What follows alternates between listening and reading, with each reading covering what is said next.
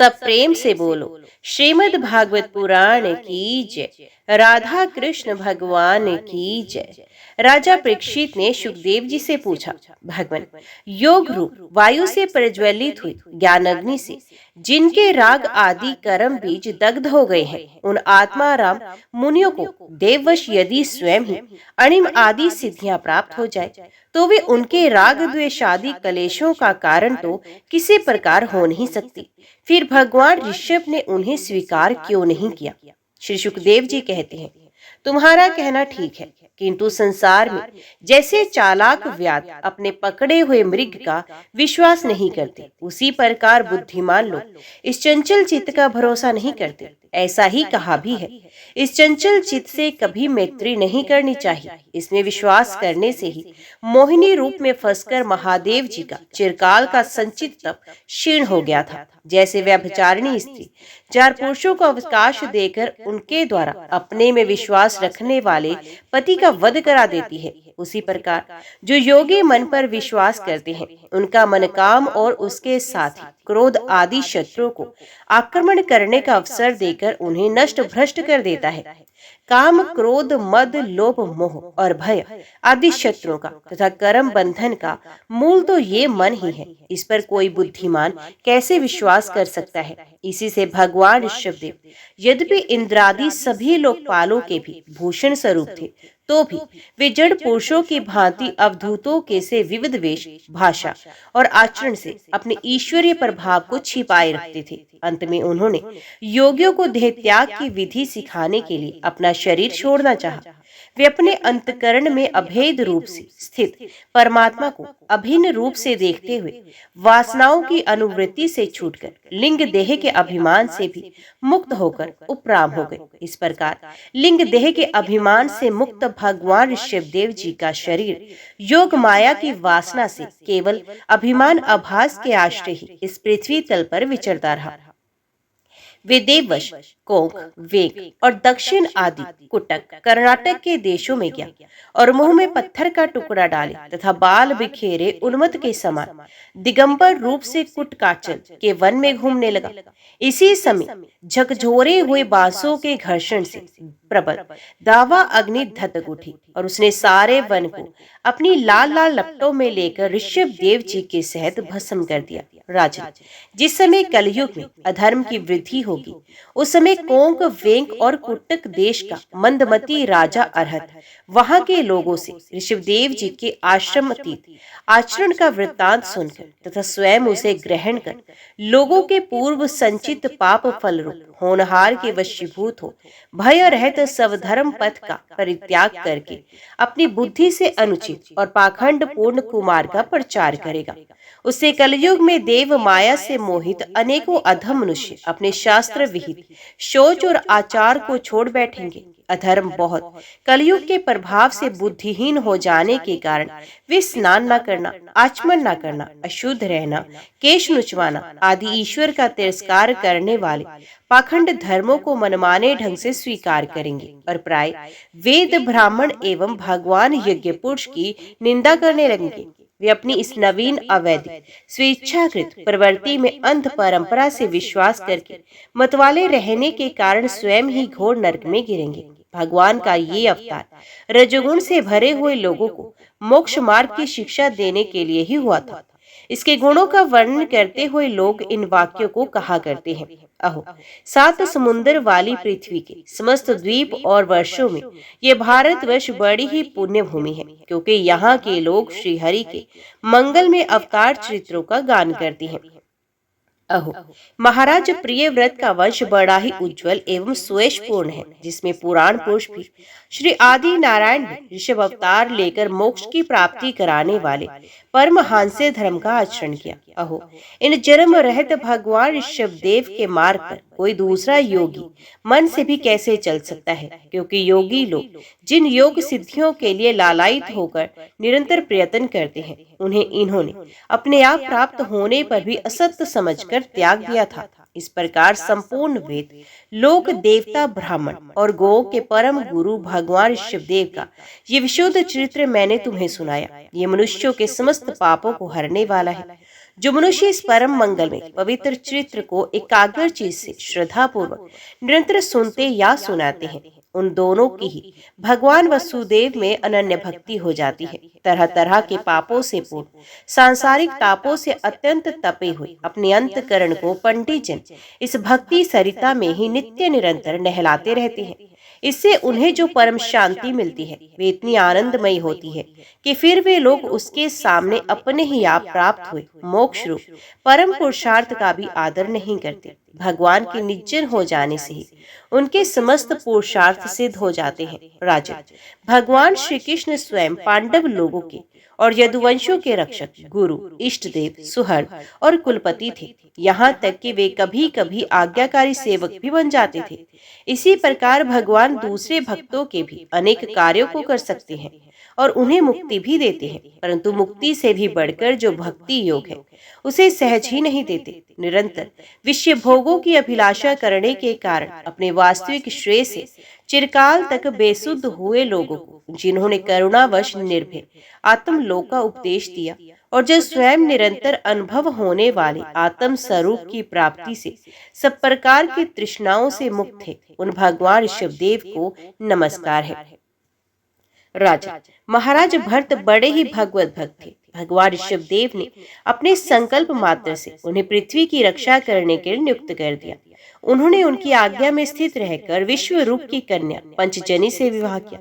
जिस प्रकार तामस अहंकार से शब्दादि 5 भूत तन मात्र उत्पन्न होते हैं, उसी प्रकार पंचजनी के गर्भ से उनके सुमति, राष्ट्रभूत, सुदर्शन, आवरण और धूम्रकेतु नामक 5 पुत्र हुए, जो सर्वथा उन्हीं के समान थे। इस वर्ष को, जिसका नाम पहले अजना भवर्ष था, राजा भरत के समय से ही भारतवर्ष कहते हैं।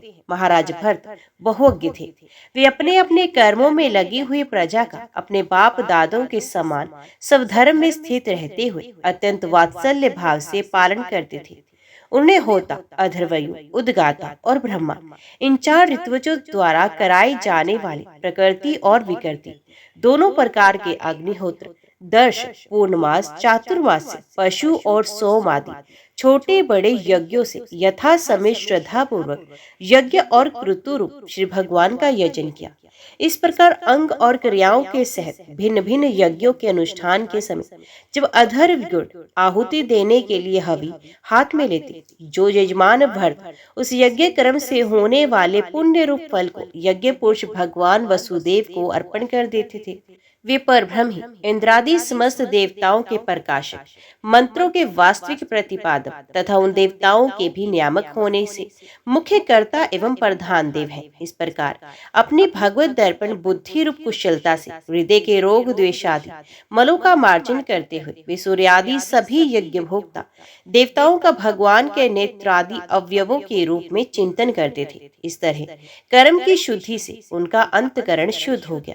तब उन्हें अंतर्यामी रूप से विराजमान हृदयकाश में ही अभिव्यक्त होने वाले ब्रह्म स्वरूप एवं महापुरुषों के लक्षणों से उपलक्षित भगवान वसुदेव ने, जो श्रीवत्स, कौस्तुभ, वनमाला, चक्र, शंख और गदा आदि से सुशोभित तथा नारद आदि निज्जनों के हृदय में चित्र के समान निश्चल भाव से स्थित रहती हैं, दिन दिन वेग पूर्वक बढ़ने वाली उत्कृष्ट भक्ति प्राप्त हुई। इस प्रकार 1 करोड़ वर्ष निकल जाने पर उन्होंने राज्य भोग का प्रारब्ध क्षीण हुआ जानकर अपनी भोगी हुई वंश परंपरागत संपत्ति को यथा योग्य पुत्रों में बांट दिया। फिर अपने सर्व संपत्ति संपन्न राजमहल से निकलकर वे पुल्य क्षेत्र हरिहर क्षेत्र में पुल्य आश्रम में चले आए। इस पुल्य आश्रम में रहने वाले भक्तों पर भगवान का बड़ा ही वात्सल्य है। वे आज भी उनसे उनके इष्ट रूप में मिलते रहते हैं। महागंडकी नाम की प्रसिद्ध सरिता चक्राकार शालिग्राम शिलाओं से, जिनके ऊपर नीचे दोनों और नाभि के समान चिन्ह होते हैं, सब ओर से ऋषियों के आश्रमों को पवित्र करती रहती है। उस पुल्य आश्रम के उपवन में एकांत स्थान में अकेले ही रहकर वे अनेक प्रकार के पत्र, पुष्प, तुलसी दल, जल और कंदमूल, फल आदि उपहारों से भगवान की आराधना करने लगे। इससे उनका अंतकरण समस्त विजय अभिलाषाओं से निवृत्त होकर शांत हो गया और उन्हें परम आनंद हुआ। इस प्रकार जब वे नियम पूर्वक भगवान की परिचर्या करने लगे, तब उससे प्रेम का वेग बढ़ता गया, जिससे उनका हृदय द्रवीभूत होकर शांत हो गया। आनंद के प्रबल वेग से शरीर में रोमांच होने लगा तथा उत्कंठा के कारण नेत्रों में प्रेम की आंसू उमड़ आए, जिससे उनकी दृष्टि रुक गई। अंत में जब अपने प्रियतम के अरुण चरणार विंदों के ध्यान से भक्ति योग का आविर्भाव हुआ, तब परमानंद से सराबोर हृदय रूप गंभीर सरोवर में बुद्धि के डूब जाने से उन्हें उस नियम पूर्वक की जाने वाली भगवत पूजा का भी स्मरण न रहा। इस प्रकार वे भगवत सेवा के नियम में ही तत्पर रहते थे। शरीर पर कृष्ण मृग चर्म धारण करते थे तथा त्रिकाल स्नान के कारण भीगते रहने से उनके केश भूरी भूरी घंघराली लटों से परिणित हो गए थे, जिनसे वे बड़े ही सुहावने लगते थे।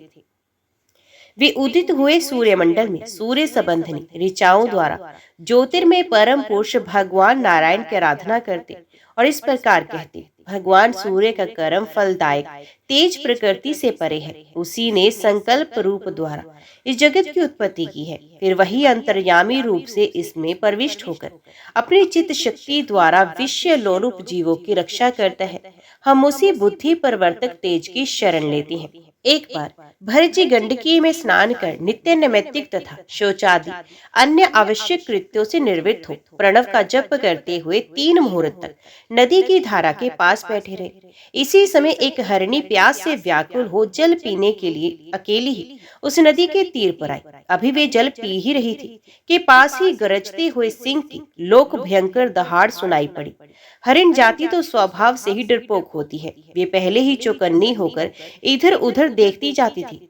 अब ज्यों ही उसके कान में वे भीषण शब्द पड़ा कि सिंह के डर के मारे उसका कलेजा धड़कने लगा और नेत्र कातर हो गए।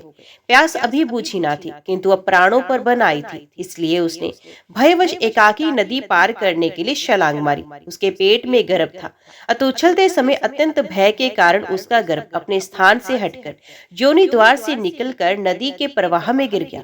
वे कृष्ण मृग पत्नी अकस्मात गर्भ के गिर जाने, लंबी छलांग मारने तथा सिंह से डरी होने के कारण बहुत पीड़ित हो गई थी। अब अपने झुंड से भी उसका बिछोह हो गया, इसलिए वे किसी गुफा में जा पड़ी और वहीं मर गई। राजर्षि भरत ने देखा कि बेचारा हरिणी का बच्चा अपने बंधुओं से बिछुड़कर नदी के प्रवाह में बह रहा है। इससे उन्हें उस पर बड़ी दया आई और वे आत्मीय के समान उस मातृहीन बच्चे को अपने आश्रम पर ले आए। उस मृग सोने के प्रति भरत जी की ममता उत्तरोत्तर बढ़ती ही गई। वे नित्य उसके खाने पीने का प्रबंध करने, व्याघ्र आदि से बचाने, लाड़ लड़ाने और पुचकारने आदि की चिंता में ही डूबे रहने लगे। कुछ ही दिनों में उनके यम नियम और भगवत पूजा आदि आवश्यक कृत्य एक एक करके छूटने लगे और अंत में सभी छूट गए। उन्हें ऐसा विचार रहने लगा, अहो कैसे खेद की बात है, इस बेचारे दीन मृग छोने को कालचक्र के वेग ने अपने झुंड, सुहृद और बंधुओं से दूर करके मेरी शरण में पहुंचा दिया है। ये मुझे ही अपना माता पिता, भाई बंधु और यूथ के साथी संगी समझता है। इसे मेरे सिवा और किसी का पता नहीं और मुझ में इसका विश्वास भी बहुत है। मैं भी शरणागत की उपेक्षा करने में जो दोष है उन्हें जानता हूँ, इसलिए मुझे अब अपने इस आश्रित का सब प्रकार के दोष बुद्धि छोड़कर अच्छी तरह पालन पोषण और प्यार दुलार करना चाहिए। निश्चय ही शांत स्वभाव और दीनों की रक्षा करने वाले परोपकारी सज्जन ऐसे शरणागत की रक्षा के लिए अपने बड़े से बड़े स्वार्थ की भी परवाह नहीं करते। इस प्रकार उस हरण के बच्चे में आसक्ति बढ़ जाने से बैठते, सोते, टहलते, ठहरते और भोजन करते समय भी उनका चित्त उसके स्नेह पाश में बंधा रहता था। जब उन्हें कुश पुष्प समिधा, पत्र और फल मूल आदि लाने होते तो भेड़ियों और कुत्तों के भय से उसे वे साथ लेकर ही वन में जाते। मार्ग में जहां तहां कोमल घास आदि को देखकर मुग्ध भाव से वे हरिण शावक अटक जाता तो वे अत्यंत प्रेम पूर्ण हृदय से दयावश उसे अपने कंधे पर चढ़ा लेते। इसी प्रकार कभी गोद में लेकर, कभी छाती से लगाकर उसका दुलार करने में भी उन्हें बड़ा सुख मिलता। नित्य नैमित्तिक कर्मों को करते समय भी राजराजेश्वर भरत बीच बीच में उठ उठकर उस मृग बालक को देखते। जब उस पर उनकी दृष्टि पड़ती तभी उनके चित्त को शांति मिलती। उस समय उसके लिए मंगल कामना करते हुए वे कहने लगते, बेटा तेरा सर्वत्र कल्याण हो। कभी यदि वे दिखाई न देता तो जिसका धन लूट गया हो, उस दीन मनुष्य के समान उनका चित्त अत्यंत उद्गिन हो जाता और फिर वे उस हरिणी के बच्चे के विरह से व्याकुल एवं संतप्त हो करुणावश अत्यंत उत्कंठित एवं मोहविष्ट हो जाते तथा शोक मगन होकर इस प्रकार कहने लगते, अहो क्या कहा जाए, क्या वे मातृहीन दीन मृग शावक दुष्ट बहेलिए किसी बुद्धि वाले मुझ पुण्यहीन अनार्य का विश्वास करके और मुझे अपना मानकर मेरे किए हुए अपराधों को सत्पुरुषों के समान भूलकर फिर लौटाएगा। क्या मैं उसे फिर इस आश्रम के उपवन में भगवान की कृपा से सुरक्षित रहकर निर्विघ्न हरी हरी दूब चरते देखूंगा? ऐसा ना हो कि कोई भेड़िया कुत्ता गोल बांधकर विचरने वाले सूकर आदि अथवा अकेले घूमने वाले व्याघ्र आदि ही उसे खा जाए। अरे संपूर्ण जगत की कुशल के लिए प्रकट होने वाले वेत्रीय रूप भगवान सूर्य अस्त होना चाहते हैं, किंतु अभी तक वे मृगी की धरोहर लौट कर नहीं आई। क्या वे हरिण राजकुमार मुझ पुण्यहीन के पास आकर अपनी भांति भांति की मृग शावक मनोहर एवं दर्शनीय क्रीड़ाओं से अपने स्वजनों का शोक दूर करते हुए मुझे आनंदित करेगा? अहो जब कभी मैं प्रणय कोप से खेल में झूठ मूठ समाधि के बहाने आंखें मूंद कर बैठ जाता, तब वे चकित चित्त से मेरे पास आकर जल बिंदु के समान कोमल और नन्हे नन्हे सींगों की नोक से किस प्रकार मेरे अंगों को खुजलाने लगता था। मैं कभी कुशों पर हवन सामग्री रख देता और वे उन्हें दांतों से खींचकर अपवित्र कर देता, तो मेरे डांटने डपटने पर वे अत्यंत भयभीत होकर उसी समय सारी उछल कूद छोड़ देता था और ऋषि कुमार के समान अपनी समस्त इंद्रियों को रोककर चुपचाप बैठ जाता था। वे पृथ्वी पर उस मृग शावक के खुर के चिन्ह देखकर कहने लगते, अहो इस तपस्विनी धरती ने ऐसा कौन सा तप किया जो इस अति विनीत कृष्ण सार किशोर के छोटे छोटे सुंदर सुखकारी और सुकोमल खुरों वाले चरणों के चिन्हों से मुझे, जो मैं अपना मृगधन लूट जाने से अत्यंत व्याकुल और दीन हो रहा हूँ, उस द्रव्य की प्राप्ति का मार्ग दिखा रही है और स्वयं अपने शरीर को भी सर्वत्र उन पद चिन्हों से विभूषित कर स्वर्ग और अपवर्ग के इच्छुक द्विजों के लिए यज्ञ स्थल बना रही है। अहो जिसकी माता सिंह के भय से मर गई थी, आज वही मृग शिशु अपने आश्रम से बिछुड़ गया है। उसे अनाथ देखकर क्या ये दीन वत्सल भगवान नक्षत्रनाथ दयावश उसकी रक्षा कर रहे हैं, अथवा अपने पुत्रों को वियोग रूप दावानल रूप विषम ज्वाला से हृदय कमल दग्ध हो जाने के कारण मैंने एक मृग बालक का सहारा लिया था, अब उसके चले जाने से फिर वे मेरा हृदय जलने लगा है। इसलिए ये अपनी शीतल स्नान स्नेहपूर्ण और वदन सलिल रूपा अमृतमय किरणों से मुझे शांत कर रहे हैं। राजन, इसी प्रकार जिनका पूरा होना सर्वथा असंभव था, उन विविध मनोरथों से भरत का चित्त व्याकुल रहने लगा। अपने मृग शावक के रूप में प्रतीत होने वाले प्रारब्ध कर्म के कारण तपस्वी भरत जी भगवान की आराधना रूप कर्म एवं योग अनुष्ठान से च्युत हो गए। नहीं तो जिन्होंने मोक्ष मार्ग में साक्षात विघ्न रूप समझकर अपने ही हृदय से उत्पन्न पुत्र आदि को भी त्याग दिया था, उन्हीं की हरिण शिशु में ऐसी आसक्ति कैसे हो सकती है? इस प्रकार राजऋषि भरत विघ्नों के वशीभूत होकर योग साधन से भ्रष्ट हो गए और उस मृग सोने के पालन पोषण और लाड़ प्यार में ही लगे रहकर आत्म स्वरूप को भूल गए। इसी समय जिसका टलना अत्यंत कठिन है, वे प्रबल वेगशाली कराल काल चूहे के बिल में जैसे सर्प घुसाए, उसी प्रकार उनके सर पर चढ़ाया। उस समय भी वे हरिण शावक उनके पास बैठा पुत्र के समान शोकातुर हो रहा था। वे उसे स्थिति में देख रहे थे और उनका चित्त उसी में लग रहा था। इस प्रकार की आसक्ति में ही मृग के साथ उनका शरीर भी छूट गया। तदंतर उन्हें अंतकाल की भावना के अनुसार अन्य साधारण पुरुषों के समान मृग शरीर ही मिला, किंतु उनकी साधना पूरी थी, इससे उनके पूर्व जन्म की स्मृति नष्ट नहीं हुई। उस योनि में भी पूर्व जन्म की भगवत आराधना के प्रभाव से अपने मृग रूप होने का कारण जानकर वे अत्यंत पश्चाताप करते हुए कहने लगे, अहो बड़े खेद की बात है, मैं संयमशील महानुभावों के मार्ग से पतित हो गया। मैंने तो धैर्य पूर्वक सब प्रकार की आसक्ति छोड़कर एकांत और पवित्र वन का आश्रय लिया था। वहां रहकर जिस चीज को मैंने सर्वभूतात्मा श्री वासुदेव में निरंतर उन्हीं के गुणों का श्रवण मनन और संकीर्तन करके तथा प्रत्येक पल को उन्हीं की आराधना और स्मरण आदि से सफल करके स्थिर भाव से पूर्णता लगा दिया था। मुझ अज्ञानी का वही मन अकस्मात एक नन्हे से हरण शिशु के पीछे अपने लक्ष्य से च्युत हो गया। इस प्रकार मृग बने हुए राजर्षि भरत के हृदय में जो वैराग्य भावना जागृत हुई, उसे छिपाए रखकर उन्होंने अपनी माता मृगी को त्याग दिया और अपनी जन्मभूमि कालंजन पर्वत से वे फिर शांत स्वभाव मुनियों के प्रिय उसी शालिग्राम तीर्थ में, जो भगवान का क्षेत्र है, पुलसत्य और पुलहरिषि के आश्रम पर चले आए। वहां रहकर भी वे काल की ही प्रतीक्षा करने लगे। आसक्ति से उन्हें बड़ा भय लगने लगा था। बस अकेले रहकर वे सूखे पत्ते, घास और झाड़ियों द्वारा निर्वाह करते मृग योनि की प्राप्ति कराने वाला प्रारब्ध के क्षय की बाट देखते रहे। अंत में उन्होंने अपने शरीर का आधा भाग गंडकी के जल में डुबाए रखकर उस मृग शरीर को छोड़ दिया।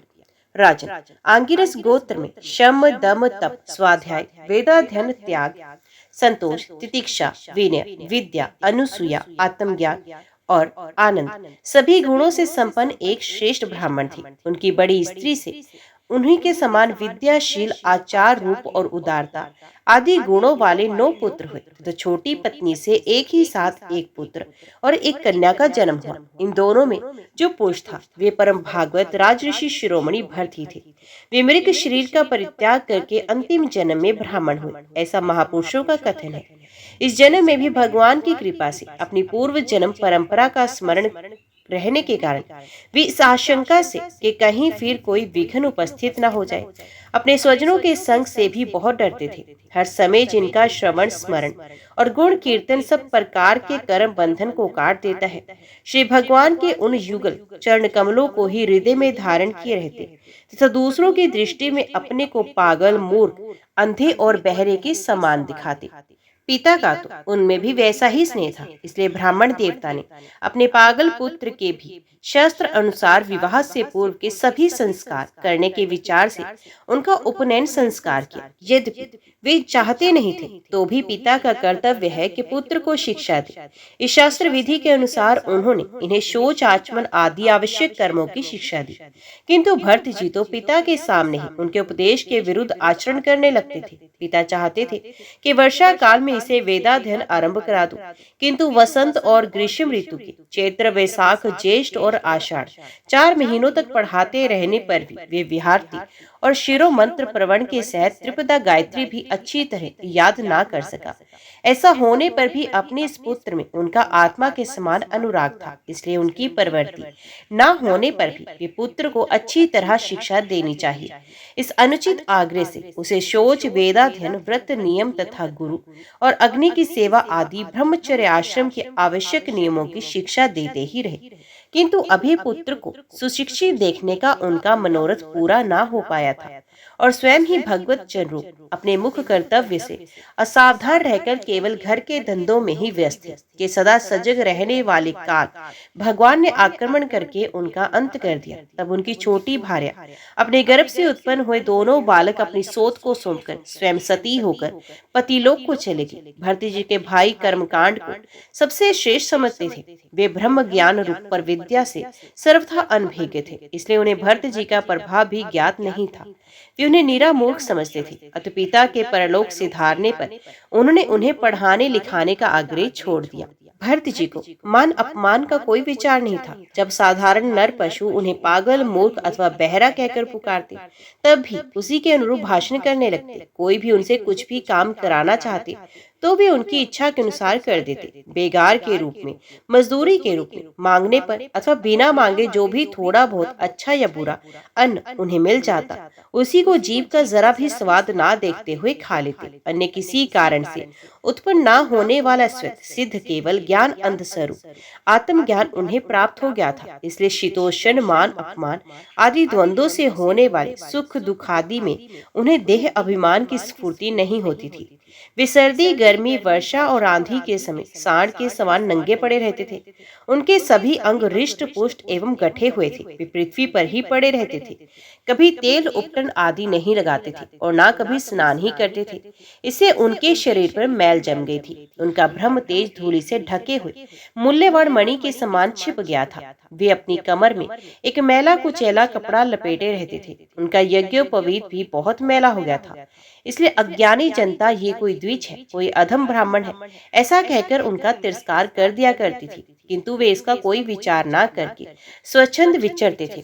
दूसरों की मजदूरी करके पेट पालते देख जब उन्हें उनके भाइयों ने खेत की क्यारियां ठीक करने में लगा दिया, तब वे उस कार्य को भी करने लगे, परंतु उन्हें इस बात का कुछ भी ध्यान न था कि उन क्यारियों की भूमि समतल है या ऊंची नीची, अथवा वे छोटी है या बड़ी। उनके भाई उन्हें चावल की कनी, खली, भूसी, भुने हुए उड़द अथवा बर्तनों में लगी हुई जले अन्न की खुरचन जो कुछ भी दे देते, उसी को वे अमृत के समान खा लेते थे। किसी समय डाकुओं के सरदार ने, जिसके सामंत शूद्र जाति के थे, पुत्र की कामना से भद्रकाली को मनुष्य की बलि देने का संकल्प किया।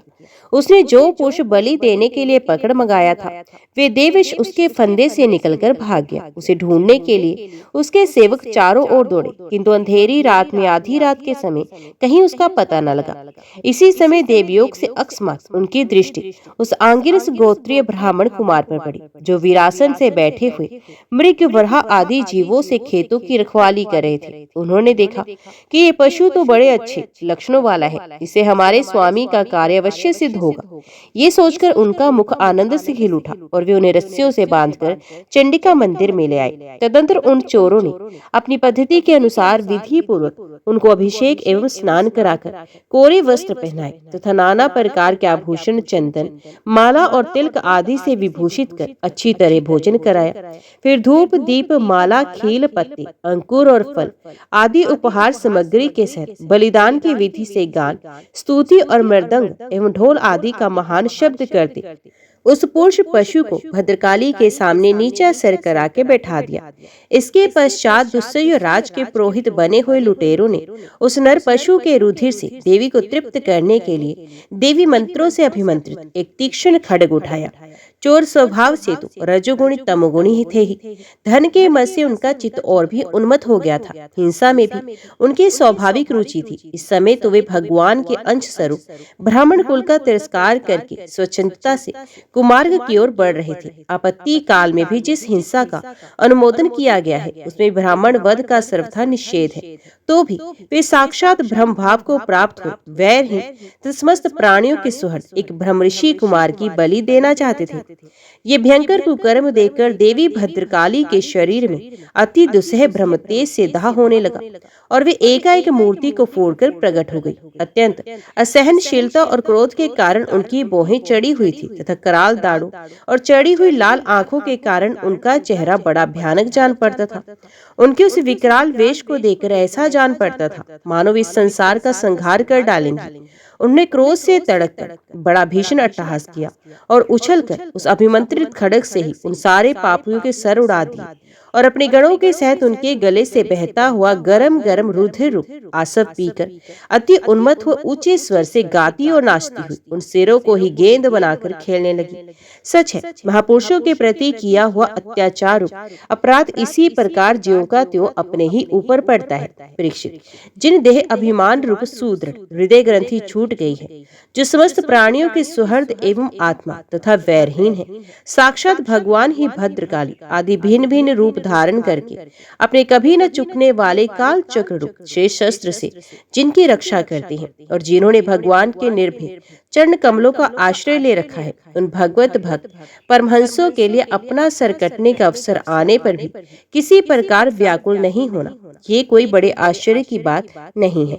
राजन, एक बार सिंधु सोवीर देश का स्वामी राजा रहुगण पालकी पर चढ़कर जा रहा था। जब वे इक्षुमती नदी के किनारे पहुंचा, तब उनकी पालकी उठाने वाले कहारों के जमादार को एक कहार की आवश्यकता पड़ी। कहार की खोज करते समय देवश उसे ये ब्राह्मण देवता मिल गए। इन्हें देखकर उसने सोचा, ये मनुष्य रिष्ट पुष्ट, जवान और गठीले अंगों वाला है, इसलिए ये तो बैल या गधे के समान अच्छी तरह बोझा ढो सकता है।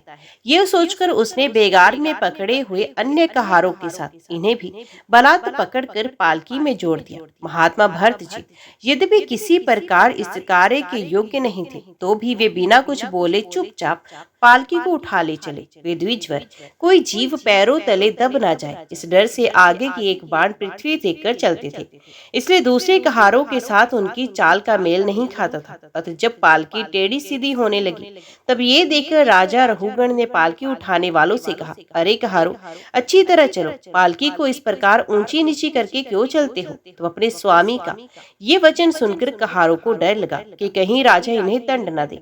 इसलिए उन्होंने राजा से इस प्रकार निवेदन किया, महाराज, ये हमारा प्रमाद नहीं है, हम आपकी नियम मर्यादा के अनुसार ठीक ठीक ही पालकी ले चल रहे हैं।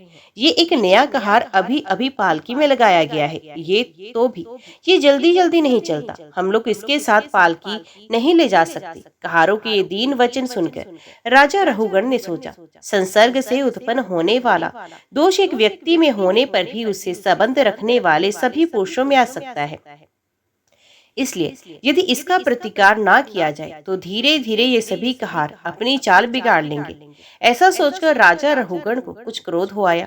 यद्यपि उसने महापुरुषों का सेवन किया था, तथापि क्षत्रिय स्वभाव उसकी बुद्धि रजोगुण से व्याप्त हो गई और वे उन द्विशेष से, जिनका भ्रम तेज भस्म से ढके हुए अग्नि के समान प्रकट नहीं था, इस प्रकार व्यंग से भरे वचन कहने लगा, अरे भैया, बड़े दुख की बात है, अवश्य ही तुम बहुत थक गए हो। ज्ञात होता है तुम्हारे इन साथियों ने तुम्हें तनिक भी सहारा नहीं लगाया। इतनी दूर से तुम अकेले ही बड़ी देर से पालकी ढोते चले आ रहे हो। तुम्हारा शरीर भी तो विशेष मोटा, ताजा और हट्टा कट्टा नहीं है, और मित्र, बुढ़ापे ने अलग तुम्हें दबा रखा है। इस प्रकार बहुत ताना मारने पर भी वे पहले की ही भांति चुपचाप पालकी उठाए चलते रहे। उन्होंने इसका कुछ भी बुरा न माना, क्योंकि उनकी दृष्टि में तो पंचभूत, इंद्रिय और अंतकरण का संघात, ये अपना अंतिम शरीर अविद्या का ही कार्य था।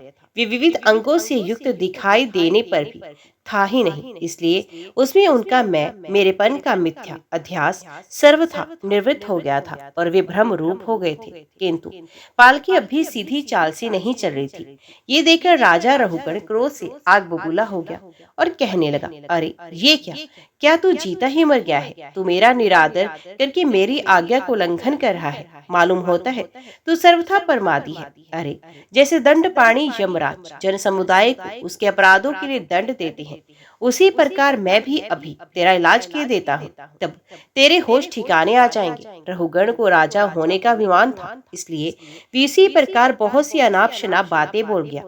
वे अपने को बड़ा पंडित समझता था। अतः तम रजतम युग अभिमान के वशीभूत होकर उसने भगवान के अनन्य प्रीति पात्र भक्तवर भरत जी का तिरस्कार कर डाला।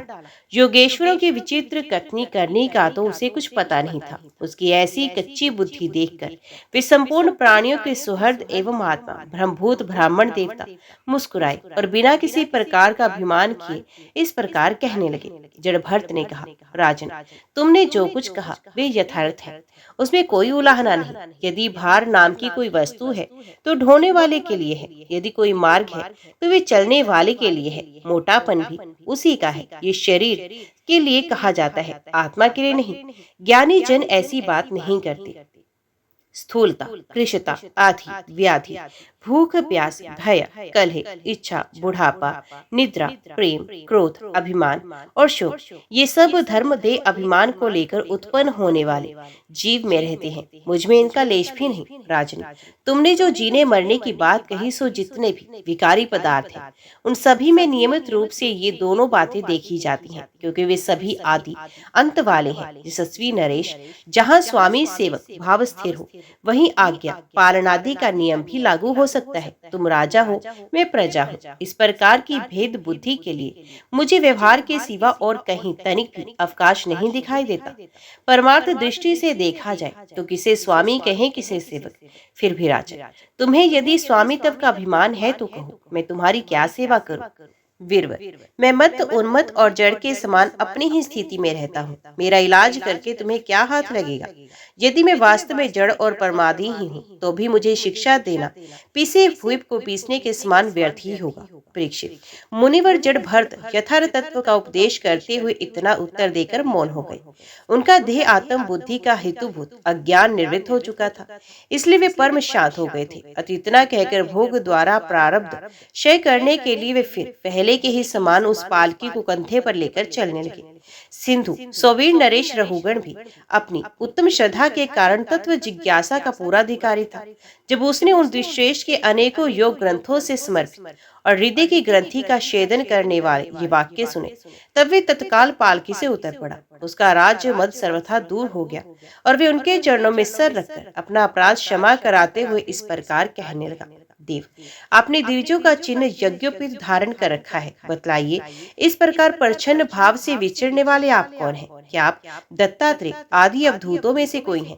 आप किसके पुत्र हैं? आपका कहाँ जन्म हुआ और यहाँ कैसे आपका पर्दापन हुआ? यदि आप हमारा कल्याण करने पधारे हैं, तो क्या आप साक्षात सत्वमूर्ति भगवान कपिल जी ही तो नहीं है? मुझे इंद्र के वज्र का कोई डर नहीं, न मैं महादेव जी के त्रिशूल से डरता हूँ और न यमराज के दंड से। मुझे अग्नि, सूर्य, चंद्र, वायु और कुबेर के अस्त्र शस्त्रों का भी कोई भय नहीं, परंतु मैं ब्राह्मण कुल के अपमान से बहुत ही डरता हूँ। अतः कृपया बताइए, इस प्रकार अपने विज्ञान और शक्ति को छिपाकर मूर्खों की भांति विचरने वाले आप कौन हैं? विषयों से तो अब सर्वथा अनासक्त जान पड़ते हैं। मुझे आपकी कोई थाह नहीं मिल रही। साधु, आपके योग मुक्त वाक्यों की बुद्धि द्वारा आलोचना करने पर भी मेरा संदेह दूर नहीं होता। मैं आत्म ज्ञानी मुनियों की परम गुरु और साक्षात श्री हरि की ज्ञान शक्ति के अवतार योगेश्वर भगवान कपिल से ये पूछने के लिए जा रहा था, इस लोक में एकमात्र शरण लेने योग्य कौन है? क्या आप वे कपिल मुनि ही हैं जो लोगों की दशा देखने के लिए इस प्रकार अपना रूप छिपाकर विचर रहे हैं? भला घर में आसक्त रहने वाला विवेकहीन पुरुष योगेश्वरों की गति कैसे जान सकता है? मैंने युद्धादि कर्मों में अपने को श्रम होते देखा, इसलिए मेरा अनुमान है कि बोझा ढोने और मार्ग में चलने से आपको भी अवश्य ही होता होगा। चूल्हे पर रखी हुई बटलोई जब अपनी अग्नि से तपने लगती है, तब उसका जल भी खोलने लगता है, फिर उस जल से चावल का भीतरी भाग भी पक जाता है। इसी प्रकार अपनी उपाधि के धर्मों का अनुवर्तन करने के कारण देह, इंद्रिय, प्राण और मन की सन्निधि से आत्मा को भी उनके धर्म, श्रम आदि का अनुभव होता ही है। आपने जो दंड आदि की व्यर्था बताई, सो राजा तो प्रजा का शासन और पालन करने के लिए नियुक्त किया होता है, उसका दासी है। उसका उन्मत्त आद तो दंड देना पिसे हुए को पीसने के समान व्यर्थ नहीं हो सकता, क्योंकि अपने धर्म का आचरण करना भगवान की सेवा है। उसे करने वाला व्यक्ति अपनी संपूर्ण पाप राशि को नष्ट कर देता है। दीन बंधु, राजतव के अभिमान से उन्मत्त होकर मैंने आप जैसे परम साधु की अवज्ञा की है। अब आप ऐसी कृपा दृष्टि कीजिए जिससे साधु अवज्ञा रूप अपराध से मैं मुक्त हो जाऊं। आप देह अभिमान शून्य और विश्व बंधु श्री हरि के अनन्य भक्त हैं, इसलिए सब में समान दृष्टि होने से इस मान अपमान के कारण आप में कोई विकार नहीं हो सकता। तथापि एक महापुरुष का अपमान करने के कारण मेरे जैसा पुरुष साक्षात त्रिशूल पाणी महादेव जी के समान प्रभावशाली होने पर भी अपने अपराध से अवश्य थोड़े ही काल में नष्ट हो जाएगा। ओम नमो भगवते वासुदेवाय नमः। जय श्री राधे कृष्णा। आज की वीडियो में इतना ही। उम्मीद करती हूँ वीडियो आपको पसंद आई होगी। वीडियो पसंद आई हो तो वीडियो को लाइक और चैनल को सब्सक्राइब जरूर कीजिएगा। जय श्री हरि लिखकर कमेंट बॉक्स में अपनी हाजिरी और अपने सुझाव देना ना भूलेगा। तो मिलते हैं अगली कथा अगली वीडियो के साथ। तब तक के लिए देखते व सुनते रहिए। जय माता कंचक, जय माता दी।